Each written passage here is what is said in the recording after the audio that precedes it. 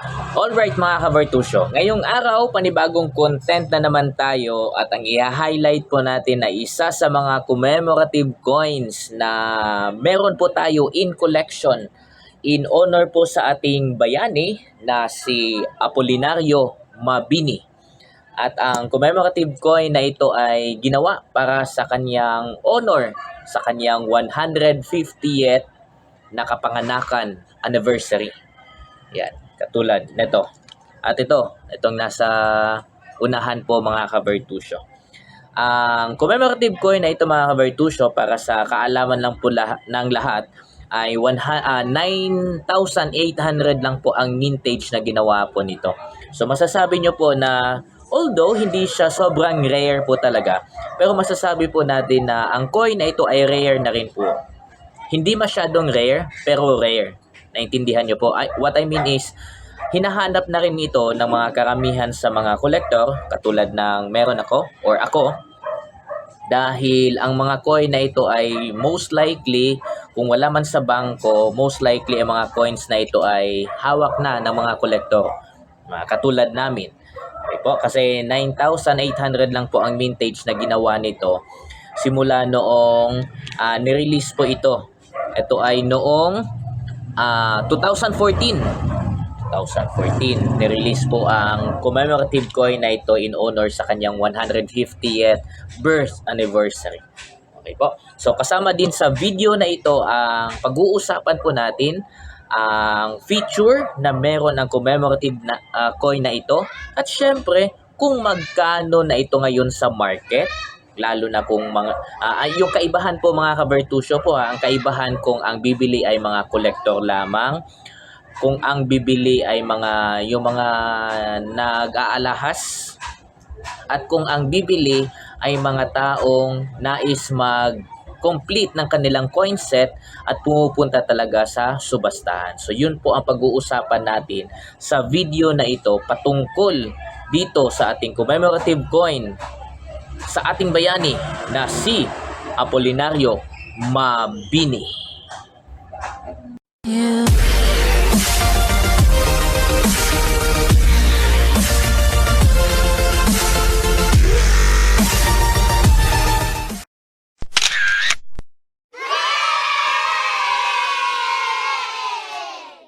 Tignan muna natin mga kabartusyo closely itong commemorative coin na binibida po natin ngayong araw. At syempre, ang bida pong bayani din natin dito ay si Apolinario Mabini, ang tinaguriang dakilang lumpo at ang utak ng himagsikan.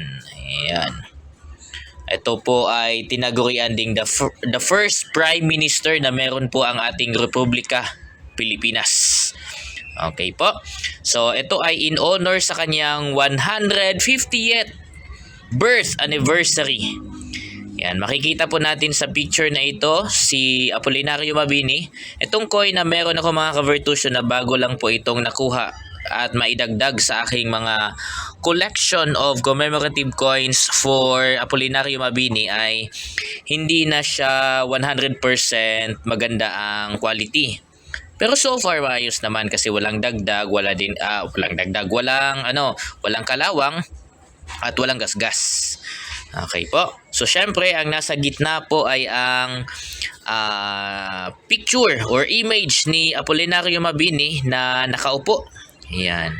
Tapos nandito din po ang sagisag ng Bangko Sentral ng Pilipinas.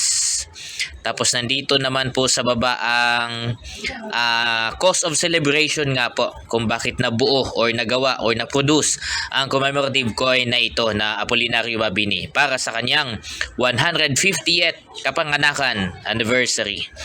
So mula 1864 kung kailan po siya pinanganak hanggang 2014 which is the 150th years. Okay po. Tapos syempre ang nakalagay dito sa itaas ay ang siyang nagpapanatili po sa atin kung anong klasing pagkatao ba ang bayani na meron po tayo. Hindi po siya nakikipaglaban through sword and weapons, pero ginamit naman niya ang kanyang talino at paninindigan during the the Filipino-American War during this time. Okay po. So yan po ang harapan. Tingnan naman po natin sa likod. Yan. Sa likod po makikita po natin ang Republika ng Pilipinas. Yan. At syempre, like the other 10 peso coin na makikita po natin, ang mukha ni Apolinario Mabini. Yan. Lalo na dito sa coin na ito kasi syempre, siya ang bida po natin.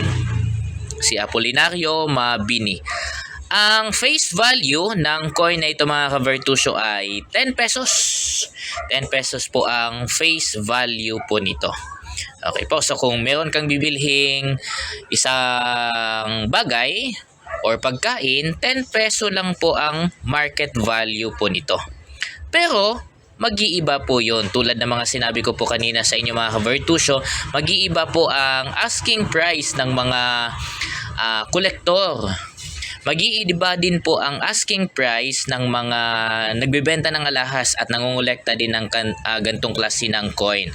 At syempre, mas mag-iiba po ang value po nito sa market, lalo na kung dadalhin po natin ito sa subastahan mga ka-Virtusio. So kung ano-ano man ang presyo ng tatlong sinabi ko na po yun sa inyo na kategory ng mga nangongolekta ng gantong klase ng commemorative coin, sasabihin ko po yan sa inyo isa-isa. Ayan. At kung meron man kayong iba pa na kilala na nangongolekta din po ng gantong klase ng coin, pwede nyo ring i-comment kung magkano ang bentahan or asking price nila neto.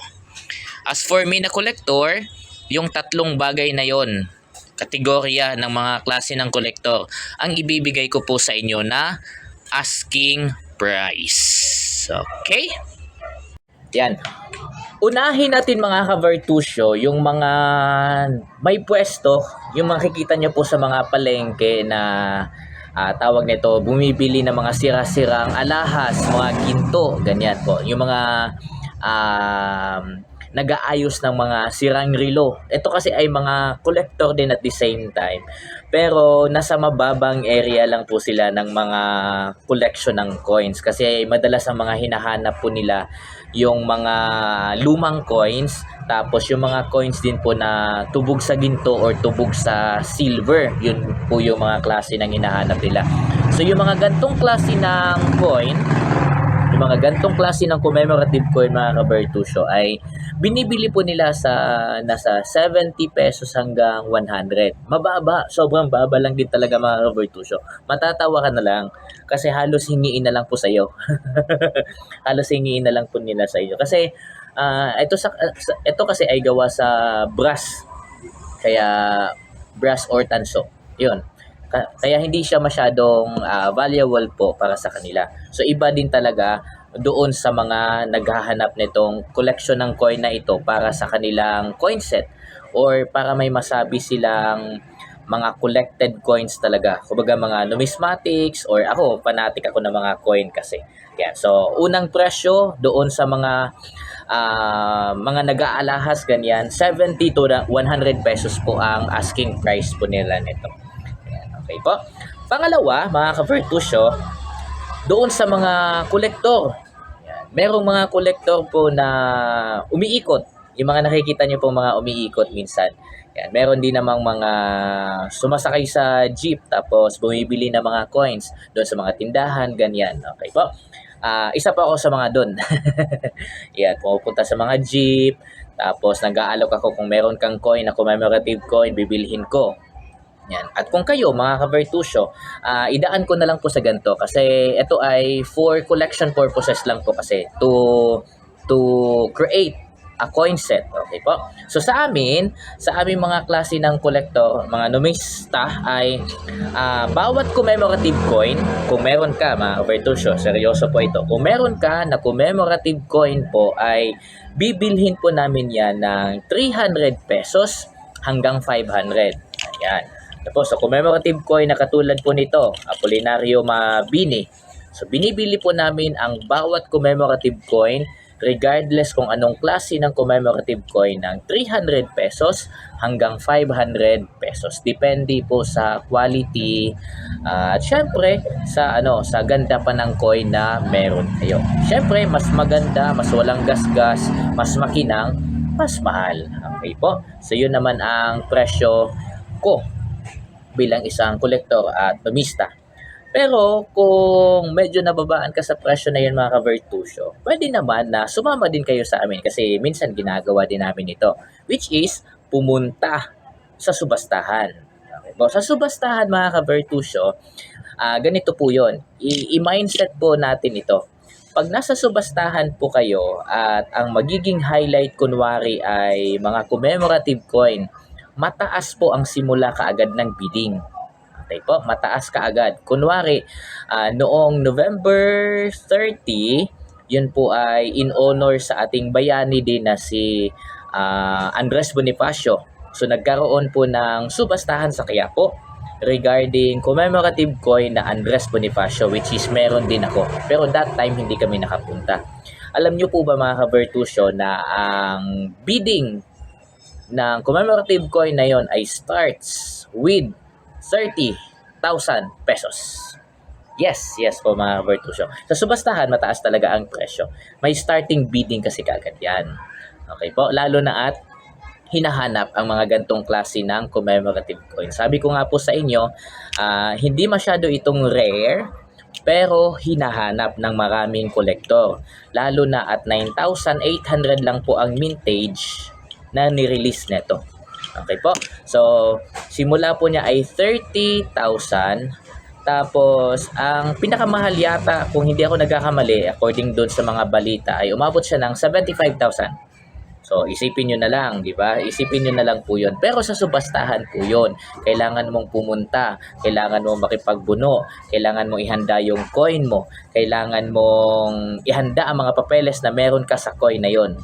So maraming kailangan igastusin din, pero sulit naman. Sulit naman syempre kasi syempre, 'di ba? 30,000 hanggang 75,000 ang bentahan pagdating po sa subastahan. Okay po? Kaya sa amin mga kolektor, okay lang po sa amin na ibenta ninyo ng mga ganito. Kasi for some of us, hindi naman namin ito binibenta din kasi hindi namin dinadala sa subastahan. Ginagawa namin dito ay for collection purposes only. Pero kung hindi kayo satisfied sa 300 pesos ang isa bawat commemorative coin, sabi ko nga po sa inyo, pwede nyo pong dalhin yon sa subastahan. Kung saan, pwede po yung maibenta mula 30,000 hanggang 75,000.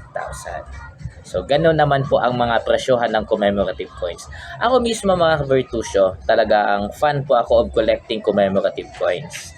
Among all other coins na meron po tayo, sa lahat ng mga nag-aalok po sa akin ng mga coins, kapag hindi po yan commemorative coin, hindi ko po masyadong pinapansin talaga. Kasi I am more on collecting commemorative coins.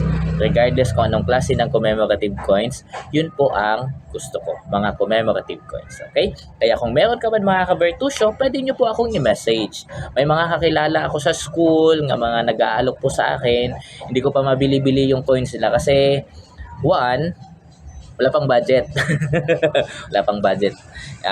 Medyo matungal ang sahod natin sa YouTube at madaming nire-require si Lolo YouTube sa atin.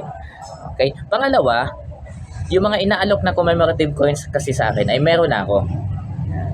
Katulad nitong Apolinario Mabini.